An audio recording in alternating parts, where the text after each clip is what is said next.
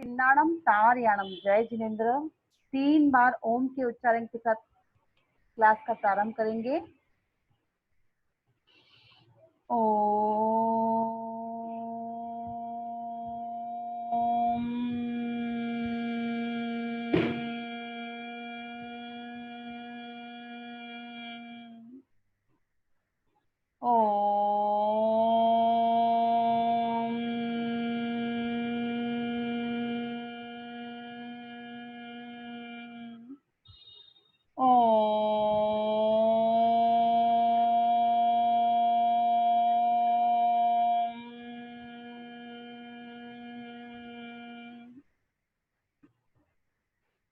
पिन्नाणम तारयाणम। भगवान महावीर को नमन। तेरा पंथ के सरताज आचार्य श्री भिक्षु को नमन। महान तपस्वी आचार्य श्री महाश्रमण जी को नमन। सभी को जय जिनेन्द्र। आज हमारे दुख विपाक सूत्र का छठा अध्ययन, उसका नाम है उमर दत्ते। उमर दत्ते नाम है कुमार का, उसका अध्ययन प्रारंभ होने जा रहा है। अच्छा, तो 7वां अध्ययन उमर दत्ते नाम का अध्ययन प्रारंभ होने जा रहा है। उमर दत्त भगवान महावीर के स्वामी गौतम स्वामी आते हैं, वापस पढ़ने के लिए जाने के लिए आज्ञा कर पूछते हैं। तब भगवान गौतम स्वामी को क्या बताते हैं? गौतम, तुमने किस कर्म के उदय से किस प्रकार का जन्म मिलता है वो विवरण चल रहा है। उसी प्रकार वह पढ़ने के लिए जा रहे हैं। पढ़ने के समय, जाते समय एक बात मैं बोलना चाहूंगी। गौतम स्वामी के बेले बेले पारना चल रहा है, इतनी तपस्याएं गौतम स्वामी कर रहे हैं, पर मन में किसी प्रकार की कोई आसक्ति नहीं है, किसी प्रकार का कोई आसक्ति नहीं है कि मुझे इस टाइप से ही मुझे अपना पारना करना है या पर्टिकुलर कोई चीज से पारना करना है। मैं एक बात बोलना चाहूंगी। मैंने आपको पहले एक स्टोरी बताई थी, उसमें बताया था कि गोचरी एक जो श्रावक था, उनको गोचरी के लिए उन्हें हमेशा अंतराय लगती थी। उसका रीजन क्या था, पिछले जन्म में वो क्या थे? अब मैं बताती हूँ उनका स्टोरी। कि वो ऐसे पर्सन थे जो राजा के टाइप ऑफ राजा, वो 500 राजाओं के अधिपति थे। वह राजा के अधिपति होने के साथ साथ एक बार उनके घर में, उनके नगर में कोई आचार्य पधारते हैं। आचार्य पधारने के बाद पूरे राज्य में ऐसा ऐलान करा दिया जाता है कि कोई भी अपना घर खुला न रखे, क्योंकि आचार्य को अगर गोचरी करनी होगी तो मेरे ही घर से करेंगे, किसी और के घर से आचार्य गोचरी नहीं करेंगे, क्योंकि वो बहुत कैपेबल थे। उनके घर में सब सूचता भी था, सब लेडी जो गृहवासी थी वो भी गृह लक्ष्मी भी प्रॉपरली रहने वाली जैसी थी। तो उन्होंने पूरे राज्य में ऐलान करवा दिया, कोई भी साधु साध्वी आए तो हमारे घर से ही लेकर जाए, पूरे गांव में से किसी के यहाँ से न लेके जाए। उनके मन में क्या भावना थी कि गोचरी हो तो हमारे घर से हो, नहीं तो न हो। ऐसी भावना के कारण उनके कौन से कर्म, अंतराय कर्म, उन्होंने सभी जितने भी राज्यवासी थे उनके अंतराय लगा दी। कभी किसी के लिए, अब साधु साध्वी हमेशा अपने वहां गोचरी के लिए पधारते हैं, साधु साध्वी को हमेशा अपने अच्छी से अच्छी चीज वहराने की कोशिश करते हैं, पर कभी किसी के पास कम है, कोई ऑलरेडी फाइनेंशियल थोड़ा वीक है, तो वो कभी ये ना सोचे कि मेरे घर पे गुरुदेव कैसे पधारेंगे या मेरे घर पे आचार्य कैसे पधारेंगे। गुरुदेव या आचार्य, साधु साध्वी, कोई भी ये देखकर नहीं आता है कि कौन कितना कैपेबल है। ये देख कर आते हैं कि इनके अहो भाव कैसे हैं, इनके मन में भावना कैसी है वैरानी की, वो भाव देख कर पधारते हैं। उसी प्रकार उस राज्य में आचार्य श्री पधारे, उनके घर से गोचरी भी हुई, पर वह भाव भी थे, पर उन्होंने अंतराय कर्म का बंधन कर दिया, जो इस जन्म में वापस वो श्रावक बनकर आए। पर आज भी उनके घर से जितनी चाहिए, मतलब हमेशा गोचरी होते होते रुक जाती है। जैसे मैंने लास्ट में बताया था, उनके सिर पर किसी पक्षी ने सचित बीज डाल दिया था, इसके लिए उनके घर से गोचरी होते होते रुक गई। इसी तरह अपने किसी को भी कभी भी इस टाइप की अंतराय नहीं लगानी है कि साधु साध्वी हमारे घर से ही लेके जाए, उसके घर से न लेके जाए। हमेशा साधु साध्वी हर एक समय, जैसे अपने घर पे पधारते हैं, अपने घर में 5 रोटी बनी हुई है, तो मत्थे मंदार में कभी 5 की 5 रोटी नहीं लेकर जाते हैं। तो उसी हिसाब से अगर 1 रोटी रख के जाते हैं, तो आपको उस रोटी से ही काम चलाना है। आपको उस जगह वापस आटा गूँध के रोटी नहीं बनानी है। उसकी जगह पर आप दूसरी चीज़ बनाकर दूसरी चीज़ खा सकते हैं, और रोटी बना के खाएँगे तो आपको दोष लग सकता है। अब मैं स्टोरी पर आऊँगी। अब जम्बू नगर में पाटलशिन नाम का एक नगर था। वनचंद उद्यान था। यहाँ पर देखो यक्ष है, उनका नाम भी उमरदत्त है। उमरदत्त नाम का यक्ष है। इसमें उनके जो उमरदत्त के जो पिता थे, उनका नाम था सागर दत्त सातवाह, और माँ का नाम बताया गया है गंगा दत्ता, गंग दत्ता भार्या थी उनकी। उनके उमरदत्त नाम का पुत्र था। उस पुत्र के बारे में बताया गया कि वो पुत्र जब छोटा, पुत्र पहले तो हो ही नहीं रहा था।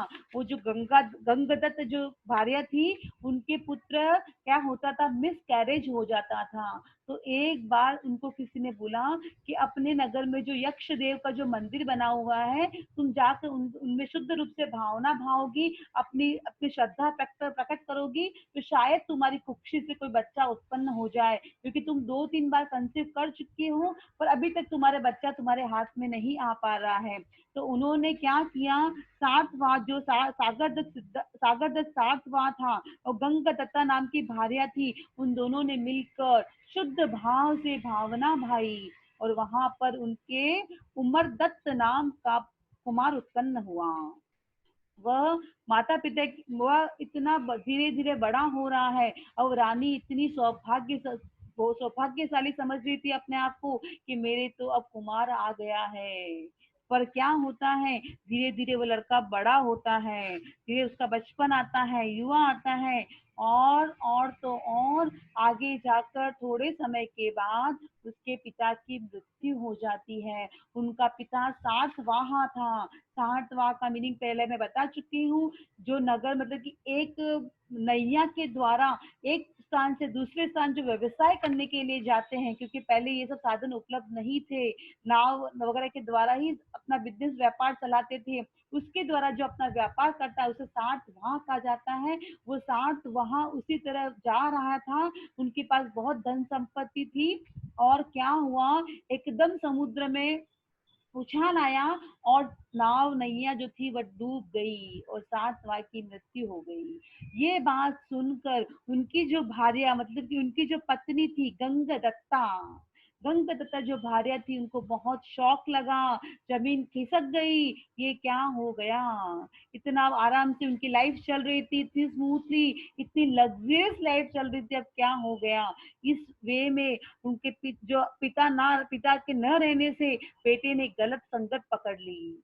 एक बात मैं और बोलना चाहूंगी, बच्चा 6 साल का बच्चा अगर बिगड़ जाता है तो उसका क्या इफेक्ट कह सकते हैं। 18 साल का बच्चा अगर बिगड़ता है तो उसको संगत का इफेक्ट कह सकते हैं। 6 साल का बच्चा सामने बोलता है, बात नहीं मानता, तो उसको क्या कह सकते हैं। उसको कह सकते हैं कि माँ ने गर्भ में जो किया वही रिजल्ट सामने आता है, ऐसा माना जाता है। इसके लिए हमेशा 4 बजे उठने वाली बात इसलिए ही बताई गई है। आज का 5वें आरे में बच्चों का सुनना मुश्किल हो गया है। पेरेंट की थिंकिंग कुछ और बोलती है, बच्चों की थिंकिंग कुछ और बोलती है। इसके लिए 4 बजे वो बच्चा अपने कहे अनुसार चलने लग जाएगा, जैसी जिसकी श्रद्धा होगी। अगर आपने अच्छे सेंटेंस अपने बच्चे के लिए बनाए हैं, क्योंकि माँ का आशीर्वाद कभी खाली नहीं जाता है किसी भी एंगल में। भगवान ने भी बोला कि तू माँ को प्रसन्न रखेगा तो मैं तेरे को प्रसन्न रखूंगा। इसी हिसाब से अगर माँ ने कुछ इच्छा ठानी है तो वो होके ही रहेगी। जैसे जो हटी नहीं वह मराठी नहीं वाली बात यहाँ पर सिद्ध होती है कि माँ ने सोच लिया है कि मेरे बच्चे में ये संस्कार मुझे डालने हैं, तो वो आकर ही रहेंगे। उसी प्रकार वो माँ चाहती थी गंगदत्ता कि मेरा बच्चा अच्छी राह पर आ जाए।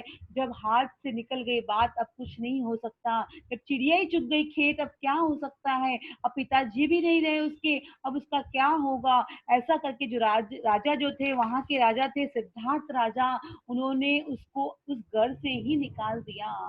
क्योंकि संगत वहां पे नगर छोटे छोटे होते थे।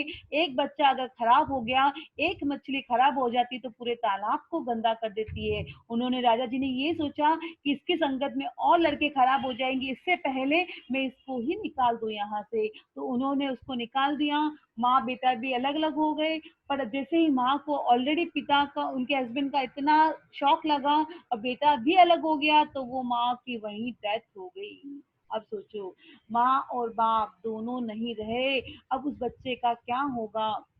अब वो बच्चा जुआ चोरी जितने भी गलत कार्य थे सब करने लग गया। सब करते करते करते काम भोग वगैरह सब करने लग गया। अब उसकी बॉडी में लगभग 20-21 वर्ष का लगभग वो हो गया, और उसकी बॉडी में 16 रोग उत्पन्न हो गए एक साथ। एक साथ 16 रोग उत्पन्न हो गए। वह रोग कैसे थे? जो खुजली रोग, जैसे खुजली होती है, कोढ़ी होती है, जलोदर रोग से युक्त, बगंदर का रोग, बवासीर का योग, खांसी का रोग, श्वास का रोग। खांसी भी चल रही है, श्वास भी आ रहा है, वो इंसान श्वास कैसे लेगा सोचिए।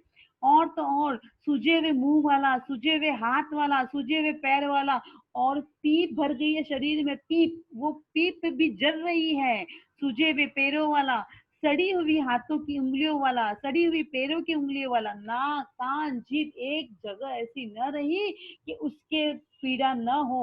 उसका हर एक शरीर का एक एक एक एक जो पार्ट था इतना दयनीय हो गया था। वो देखते हैं गौतम स्वामी, उसको देखते हैं। जाते समय जब गोचरी के लिए जब जा रहे हैं तभी भी उसको देखते हैं, रिटर्न में जब आते हैं तब वापस उनकी नजर वहीं रह जाती है, क्योंकि उसको चौराहे पर खड़ा किया गया है। जैसे बाकी सब कुमारों को खड़ा किया गया था वैसे इनको भी खड़ा किया है, और बताया गया है कि किस तरह से अगर इंसान गलत वे पे जाता है तो उसका रिजल्ट ये होता है। ये बताने के लिए राजा जी ने बोला कि तुम इसको जाके चौराहे पे खड़ा करो, ताकि जितने भी लड़की अभी यंग हो रहे हैं, जवान हो रहे हैं, कम से कम वो तो ना बिगड़े, उनकी जिंदगी तो ना मिले बिगड़े। 84 लाख जीव योनि का हम अपने बार बार बोलते मिच्छा में दुक्रम, इन सबको पार करके मनुष्य जन्म मिला है हमें। इस मनुष्य जन्म को निरर्थक न जाने दे, इसके लिए राजा जी ने ऐसा आदेश दिया कि तुमको एक मिसाल रखनी है कि तुम कोई भी मेरे को देख के सब सीखो। मतलब कि उस 16 जैसे रोग उत्पन्न हो गए, उसको इसके हिसाब से वो राजा जी सबको मैसेज दे रहे हैं कि तुम सब कोई भी ऐसा गंदा काम कभी मत करना। पर आगे जाकर क्या होता है, ये बात ले जाते हैं गौतम स्वामी भगवान महावीर के पास। वही भगवान महावीर जो केवल ज्ञानी है, उनको सब पता है क्यों हो रहा है, क्या हो रहा है, कैसे हो रहा है, क्या रीजन था। अब भगवान महावीर बोलते हैं गौतम स्वामी को कि वह पिछले जन्म में क्या था। सुनो गौतम, वह विजयपुर नगर में कनक रत्न नाम का राजा था। वहां पर ये जो जीव है, ये जो जीव, वो क्या था, उसमें धनवंतरी नाम का वैद्य था। वैद्य मतलब डॉक्टर। पहले के जमाने में डॉक्टर्स नहीं होते थे तो वैद्य कहा जाता था। तो वो कनक रत्न राजा के पास एक धन्वंतरी नाम का वैद्य था, और वह आयुर्वेद के 8 अंगों का पाठक था। आयुर्वेद के 8 अंग का ज्ञाता मतलब कि क्या होता है कि कुमार भृत्य, ऐसा शाल, शालक्य, शालहत्य, इस टाइप के अलग अलग सब नाम दिए गए। उसी प्रकार उसको हर तरह से रोग का उपचार करना आता था। जैसे कि कुमार भृत्य, सालक्य, सालहत्य, काय चिकित्सा, जांगुल, भूत विद्या, रसायन, वर्गीकरण, इस टाइप के सारे वैद्य का उपकरण करना उसे आता था। मैं एक बात आपको बोलना चाहूंगी, उमर दत्त को 16 रोग उत्पन्न हुए, इसका क्या कारण हो सकता है? तब कहा जाता है कि 16 रोग उत्पन्न होने के अपने असाता वेदनी कर्म का जब उदय होता है, असाधा वेदनी कर्म का उदय के 5 कारण बताए गए हैं। उसमें प्राणियों पर अनुकंपा नहीं करता, जो भी मानव प्राणियों को देखकर, एनिमल्स को देखकर उन पे दया नहीं करता है, डॉगी को देखा और अपनी स्टिक उठा दी, ऐसे गंदे गंदे कार्य करता है। जैसे किसी के पास गौशाला होती है, गायें होती है, उनके ऊपर गाय पर लाठी उठाना, या किसी प्रकार के कान काटना, या घोड़े को तकलीफ देना, या गधे पे अधिक भार ढोना, ये सब ऐसे बताया गया है कि प्राणियों पर जो अनुकंपा नहीं करता है उसके असाता वेदनी कर्म का उदय होता है। असतः वेदनीय क्रम का बंध होता है। और दूसरा नियम है व्रतों का पालन नहीं करना। फॉर एग्जाम्पल, आज अपने रसगुल्ले के त्याग कर लिए और आज अपने सामने रसगुल्ले आ गए तो अपने सोचेंगे खाऊं कि ना खाऊं, खाऊं कि ना खाऊं। ऐसा नहीं। अगर अपने ने जो नियम ले लिया है उसको भले अपने को कुछ भी हो जाए तो तोड़ना नहीं है। व्रत को लेने से पहले 10 बार सोचो, एक बार दो बार नहीं, 10 बार सोचो, ताकि उस नियम को निष्ठा पूर्वक पालन कर सको। साल भर के संवत्सरी के हम नियम लेते हैं तो उस समय देव गुरु धर्म से पहले ऊर्जा मांगो कि मैं जो भी सौगंध ले, जो भी नियम लूं, आपकी ऊर्जा से मैं उसको निर्विघ्न संपन्न करूं। ऐसी ऊर्जा प्रदान करो। फिर आप सौगंध लो, देव गुरु धर्म के साक्षी से मेरे इसके त्याग है। पहले ऊर्जा लेने से क्या होगा, आपको साल भर उस ऊर्जा से आपको इतनी ऊर्जा मिलती रहेगी कि आप उस नियम में अड़ग रहेंगे। तीसरा है दान में रुचि नहीं होना। दान में रुचि नहीं होना मतलब कि कोई दान आप तो नहीं कर रहे हैं पर जो कर रहा है उसको भी आप नहीं करने दे रहे हैं। इसके ऊपर मैं आपको एक स्टार्ट बताना चाहूंगी। लाभंत राय कर्म का उदय कैसे होता है। एक राजा जी थे। राजा जी के पास एक असिस्टेंट था। असिस्टेंट मतलब कि मंत्री समझ लीजिए। और मंत्री बहुत कंजूस टाइप का था और राजा जी बहुत दिलदार थे। एक बार की बात है, तो राजा जी के पूरे नगर में ऐसी हालत हो गई कि खाने के लिए अन्न का दाना नहीं रहा। और राजा जी का जो कोष था वो फुल भरा हुआ था। तो राजा जी ने सोचा नगर के सभी गृहवासियों को मैं 5-5 हजार रुपए दे देता हूँ ताकि सबके घर में अनाज आ जाएगा। तो क्या बोलता है मंत्री जी, आपने ये बात तो सबके सामने डिक्लेयर तो कर दी पर मुझे थोड़ा इसमें चेंजेस करना है। और वो राजा जी का बहुत विश्वासु था वो मंत्री। तो मंत्री को कक्ष में बुलाया गया और मंत्री ने क्या बोला कि आपने 5-5 हजार रुपये डिक्लेयर कर दिया तो अपना राजकोष तो खाली हो जाएगा, तो फिर आप कहाँ के राजा रह जाओगे। तो राजा जी ने बोला अब मैं क्या करूं। तो बोले कि तुम ऐसा करो, जो तुमने 5 हजार की प्रॉमिस की उसको तो तुम चेंज मत करो। आप ऐसा करो कि 5 हजार का टैक्स लगेगा। 5 हजार जो आप ले रहे हो उसका टैक्स लगेगा तो आपको मिलेगा। उसका टैक्स आपके पास जब भी पैसा आएगा तब आपको देना रहेगा। ऐसा करके आप 5 हजार रुपये सबको दे दीजिए तो आपकी आयात भी चालू रहेगी और किसी प्रकार की कोई प्रॉब्लम नहीं आएगी। अब जिनके पास पैसा था ही नहीं, वो ऑलरेडी वो जब पैसा आएगा और अनाज खाएंगे वैसी हालत में थे, वो टैक्स कैसे पे करेंगे सोचिए। उन्होंने ये ऐसा कर्म बांधा वो मंत्री ने। अब नेक्स्ट जन्म में वो बहुत ज्ञानी बना। ज्ञानी बना, अच्छी जॉब भी मिली, अच्छा सब कुछ मिला, पर जितना चाहिए उतना यूज नहीं हो सका उस ज्ञान का। जैसे फॉर एग्जाम्पल बहुत सारे डॉक्टर्स होते हैं, किसी किसी का तो नाम इतना चलता है कि नाम से ही वो करोड़ों रुपए कमा रहे हैं और कोई कोई इतना मेहनत कर रहा है डॉक्टर तो वो कमा नहीं पा रहा है। वैसे ही ये मंत्री नेक्स्ट जन्म में ज्ञानी के रूप में उत्पन्न हुआ। अब जैसे उसकी उसकी कैपेसिटी 1 करोड़ की थी, 1 मंथ में 1 करोड़ अर्न कर सके, वहां पर वो 10 हजार रुपए कमा कर घर में ला रहा है क्योंकि उसने पिछले जन्म में किसी के अंतराय लगाई थी। लाभांतराय कर्म का उदय हो गया उसके। अब इस जन्म में उसके ज्ञान का भी इतना यूज नहीं हो पा रहा और वो दूसरों को दान देने जिसने उसने अंतराय लगाई तो आज उसको पैसे पैसे से वो ऐसा हो रहा है कि मुझे मेरे पास सब कुछ है, मेरे पास डिग्रियां हैं, मेरे पास पैसा नहीं है, डिग्रियों को मैं क्या करूं। आज यही बोला जाता है कि सीए बन जाओ, डॉक्टर बन जाओ, पर आप अगर सक्सेस नहीं होते हो तो क्या काम की वो डिग्रियां, डिग्रियां फाइल में ही रह जाती हैं। इसलिए मैं हमेशा बोलती हूँ भगवान से जब भी मांगो अपना भाग्य मांगो। भगवान आते हैं आपके आपके अंतःकरण में तो एक ही बात बोलो कि भगवान मुझे भाग्यशाली बना दो। भाग्य होगा तो ना आप एक मार्क्स से रुकेंगे और आपका हर बिगड़ता काम भी सुधर जाएगा। उसी प्रकार दान में रुचि हमेशा हमें भी रखनी चाहिए और दूसरों को भी इंसिस्ट करना चाहिए, दूसरों को भी बताना चाहिए कि दान करना बुद्ध स्वामी के अनुसार दान संयमी को जो दान दिया जाता है उसमें निर्जरा होती है, पर असंयमी को ध्यान देना भी अपना सामाजिक कर्तव्य समझकर देना चाहिए। ऐसा नहीं समझना चाहिए कि हमें इसमें दोष लगेगा। असंयमी को दान देने से निर्जरा नहीं होती है, ये बात 101% फैक्ट है। बट सामाजिक कर्तव्य जिस समाज में हम रहते हैं उसका कर्तव्य भी होता है। 4th नंबर में होता है गुरु में भक्ति नहीं होना। अगर गुरु में भक्ति नहीं होगी तो असाता वेदनीय बंध के कारण में से एक कारण ये भी बताया गया है कि गुरु में भक्ति नहीं।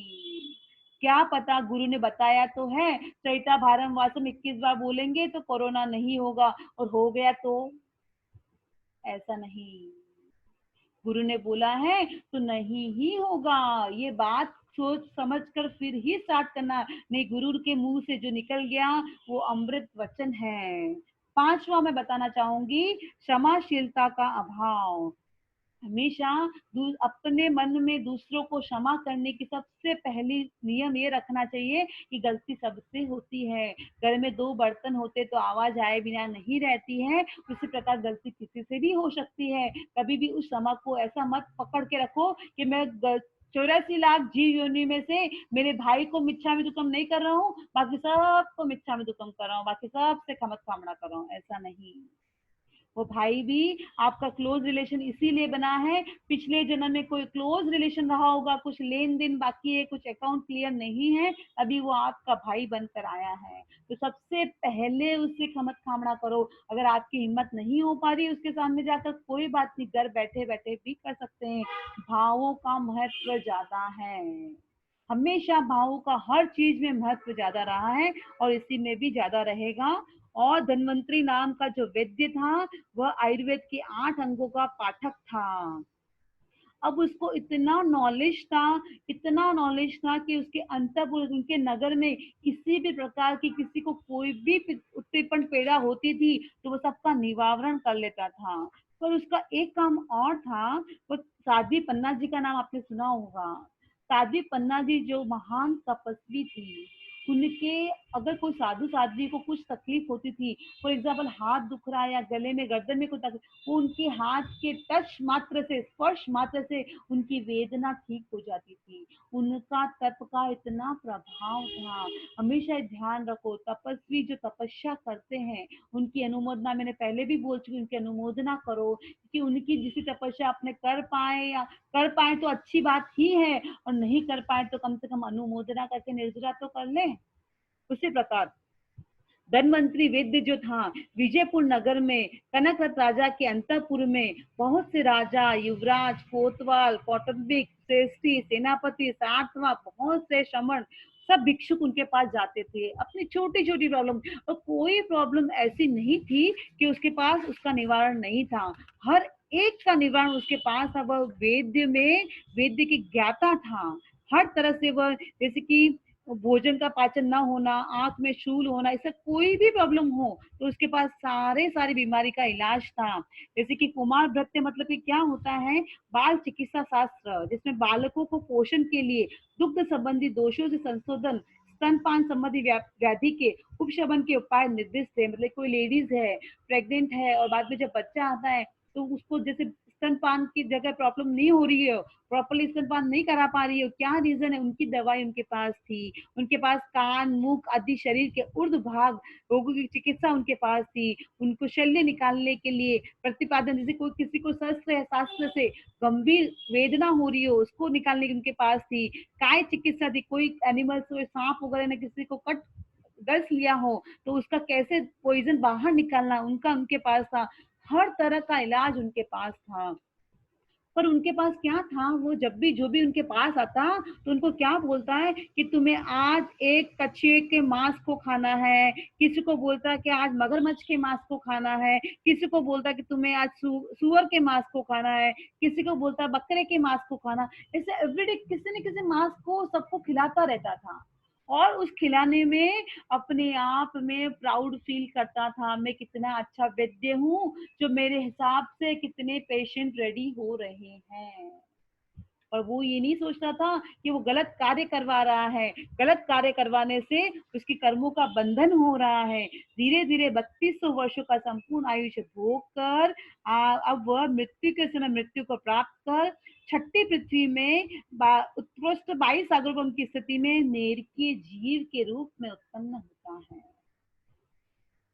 अब उसकी स्थिति इस जन्म में उमर दत्त नाम का जो बच्चा है, कुमार है, वह उत्पन्न हुआ है, उसको वैसे ही प्रताड़ना दी जा रही है। उसके 16 रोग एक साथ होने का यही रीजन था। उसने पिछले जन्म में वैद्य बनकर दूसरों को मांस खिलाया, कभी बकरे का, कभी सुअर का, कभी हिरण का, कभी खरगोश का। इसी कारण वह इस जन्म में उमरदत्त नाम का कुमार बना। उसे 16 रोगों से एक साथ लड़ना पड़ रहा है। ये थी। और उमरदत्त ने क्या किया? उमरदत्त ने बहुत समय तक ऐसा प्रताड़ना सहता सहता वो बालक 7200 वर्षों तक 7200 वर्ष, देखो 7200 वर्ष उसने जिए और आयुष्य भोग कर मृत्यु के समय मृत्यु को प्राप्त कर रत्न प्रभा पृथ्वी के नेरके जीव के रूप में उत्पन्न होता है। कैसी प्रताड़ना है! इतने इतने वर्ष जीते, फिर हस्तिनापुर नगर के मुर्गे के रूप में उत्पन्न होता है। वहां से गोष्ठियों की तरह वध को प्राप्त होकर वहीं से हस्तिनापुर नगर में श्रेष्ठी कुल के रूप में उत्पन्न होकर अब वह सम्यक ग्रहण करेगा। नरक में से आया हुआ जीव मनुष्य बना, वापस नरक में गया। कभी भी नरक से आया हुआ जीव वापस नरक में नहीं जाता, स्वर्ग से आया हुआ जीव वापस स्वर्ग में नहीं जाता। ये बात का हमेशा ध्यान रखें, क्योंकि नरक में बहुत वेदना होती है, स्वर्ग में बहुत काम भोग वगैरह होते हैं। तो ये जो वो स्वर्ग को सुखी माना गया है, नरक को दुखी माना गया है। दुख दुख दुख ही है, तो दुख को वापस रिपीटेशन नहीं होता है, और सुख का भी वापस रिपीटेशन नहीं होता है। पर देव भी चाहते हैं कब हम मनुष्य जन्म में मनुष्य गति को प्राप्त कर सिद्ध बुद्ध मुक्त बन जाएं। उसी प्रकार अब श्रेष्ठी कुल के रूप में उत्पन्न होकर वह देव गति में सोधर्म कल्प में महाविदेश क्षेत्र में सिद्धि को प्राप्त होगा।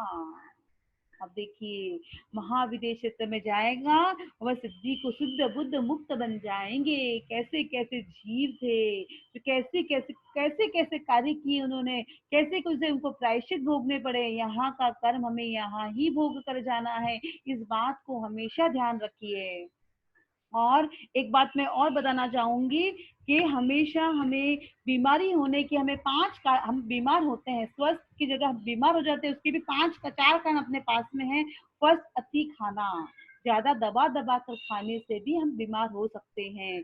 और एक ही आसन पर अधिक समय तक बैठ जाना, जैसे कि जो जॉब वर्किंग पीपल होते हैं, वो 1 घंटे 2 घंटे 5 घंटे अपनी जॉब पे एक ही प्लेस पर बैठे रहते हैं। ऐसा कभी नहीं करना चाहिए। अपना अंदर एक मशीन है बॉडी के अंदर, उस मशीन को भी स्पेस चाहिए, उसको भी घूमने घूमने की जगह चाहिए। इसके लिए थोड़ी थोड़ी देर में हमको खड़ा होके यूरिन पास वगैरह जो भी आपको हो, पानी पीना, थोड़ी एक्टिविटी रखिए। 5-5 6-6 घंटे एक साथ, बच्चों को भी यही हैबिट डालिए कि 5-5 6-6 घंटे एक साथ लैपटॉप के सामने काम नहीं करना है, बीच में ब्रेक भी लेना है।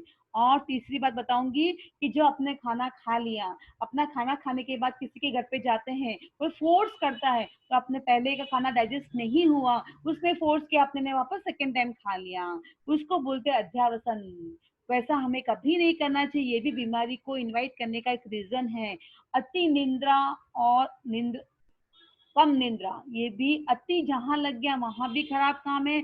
और कम निंद्रा, सोचते कि हम ज्यादा काम करें, ज्यादा पढ़ाई करें, ज्यादा तपस्या करें, ज्यादा काम करें, इससे हमारी निद्रा अच्छी हो जाएगी, पर सब जगह एक लिमिटेशन होनी चाहिए। ये बीमारी होने के कारण भी हो सकते हैं। आगे इसी प्रकार अब आज 7वां अध्ययन हुआ अपना। अब इसके बाद हमें 8वां अध्ययन कर लेंगे। कल मिच्छा में तो कल संडे है, मंडे को लेने का भाव है। और आगे अब एक छोटी सी स्टोरी बताना चाहूंगी अकबर और बीरबल की। अकबर और बीरबल के समय की बात है, जब अकबर को दान देने की बहुत रुचि थी। तब बीरबल बोलता है, दान तो दीजिए। दान देते देते तो मेरे हाथ ही घिस गए, मेरे हाथ पे बाल ही नहीं रहे। इतना दान तो मैंने दे दिया, अब कितना दान दूं और मैं। तो अकबर क्या बोलते हैं, मेरे तुम्हारे तो हाथ पे बाल इसलिए घिस गए कि तुमने बहुत दान दिया, पर मेरे क्यों घिस गए, मुझे ये बताओ, मेरे क्यों हाथ साफ है, मेरे हाथ पे यहाँ पे बाल क्यों नहीं है? क्योंकि आप तो समय को आप मलते ही रह गए कि मैं किसको दान दूं, किसको दान दूं, किसको दान दूं। हमेशा जब दान देने का अवसर आता है, ज्यादा सोच विचार नहीं करना चाहिए। अपनी कैपेबिलिटी ये जरूर ध्यान रखें कि अपनी कैपेसिटी कितनी है, अपनी चद्दर कितनी बड़ी है, उसके अकॉर्डिंगली ही दान दीजिए। ओम अरहम। आगम संबंधी किसी प्रकार की कोई अविनय असाधना हो गई हो तो हाथ जो बारंबार निच्छामित कम, हाथ जो बारंबार थमत कामना करती हूँ। जय जय ज्योति चरण, जय जय महाश्रमण। और आज का टिप देना चाहूंगी, एक मिनट अनम्यूट कर देती हूँ सबको।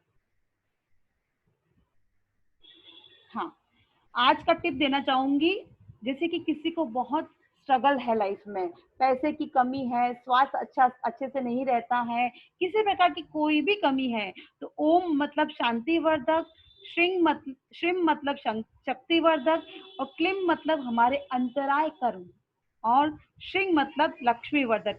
ओम रिम श्रिंग क्लिंग की एक माला जरूर पहननी चाहिए, तो अपने में शांति आती है, अपने में शक्ति आती है, और हमें अंतराय कर्म हमारे आड़े नहीं आते हैं, और हमें लक्ष्मी वर्धक है हमारे लिए। आज हमको जीना है तो हमको लक्ष्मी की भी आवश्यकता है। आज गुरुदेव के दर्शन करने भी जाना है, तो इसके बिना कुछ काम नहीं चलता है। आज घर से बाहर निकलते हैं, हमको पैसा चाहिए होता है, इसके हिसाब से हमको सब तरह का नॉलेज, सब तरह का मंत्र भी करना पड़ता है।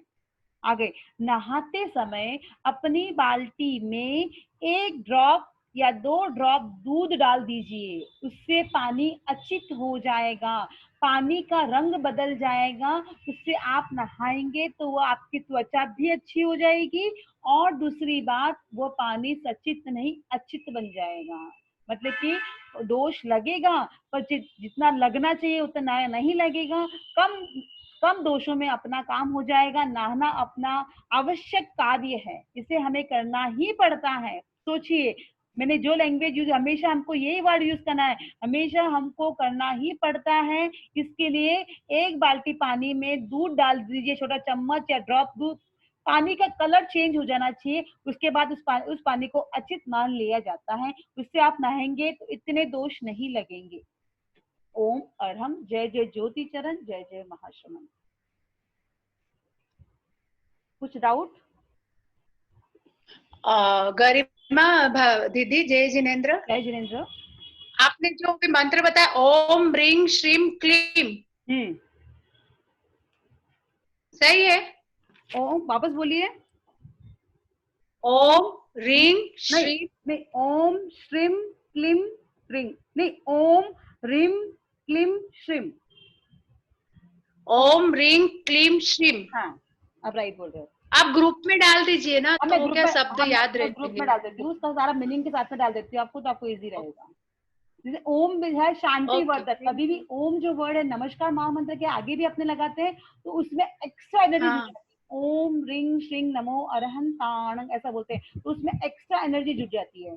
और जैसे कि ओके। रिम है तो शक्ति वर्धक है, हमें शक्ति भी चाहिए। और क्लीम है हमारे अंतराय न लगे, जैसे हमने माला भी फेरनी है तो हमें अंतराय लगे, कोई आ जाएगा, किसी का फोन आ जाएगा, ऐसी छोटी मोटी अंतराय हमें ना लगे, तो इसके लिए है। और श्रिंग जो है लक्ष्मी वर्धक, जो पैसे की जरूरत सबको रहती है, उसके हिसाब से लक्ष्मी वर्धक है। okay? इसका भी भाभी कोई टाइमिंग तो फिक्स नहीं ना, कभी भी फेरो नहीं, माला हाँ, या इसमें ऐसा कुछ नहीं। और आपने जो क्वेश्चन किया था प्रीति जी पहले, उसमें मेरे हिसाब से, मेरी जानकारी के अकॉर्डिंगली वो टाइम का चक्कर नहीं है, मैं आपको बोलना भूल नहीं है गई। ना? हाँ, वो उसमें जिसने आपने मुझे जो सेंड किया, उसके अकॉर्डिंगली वो चक्कर मेरे हिसाब से लगभग नहीं है। ओके भाभी, ओके, थैंक यू। वेलकम। हाँ भाभी। हाँ बोलिए। हाँ अच्छा, ये जो पानी अचित करने का बोला ना हाँ नहाने का, हाँ, तो उसमें पानी का कलर ही बदलना है, तो अपन दही भी यूज कर सकते हैं। दही भी मैंने उसमें, मतलब सुना पर था वो, मैंने क्या किया, मतलब कुछ आपकी भी। स्किन के अकॉर्डिंगली भी सोचा। आप सोचिए, राइट। आप साबुन का हाथ लेके एक बार पानी में डाल दोगे ना, तो भी वो पानी अचित बन जाएगा, पानी का कलर चेंज हो गया, मतलब वो पानी अचित बन गया। राइट। ओके, तो आप हाँ वो भी हाँ। कर सकते हो। आपके पास दूध अवेलेबल नहीं और आपको बाथरूम में चले गए, आपको बाद में याद आया अचित करने का, तो साबुन का हाथ लगा, एक बार उसमें हाथ डाल के निकाल दो, तो भी पानी अचित बन जाएगा। और दूध एक अपनी स्किन के हिसाब से भी मैंने बताया कि अपनी स्किन भी काफी मेंटेन रहती है। आवाज आ रही है मेरी?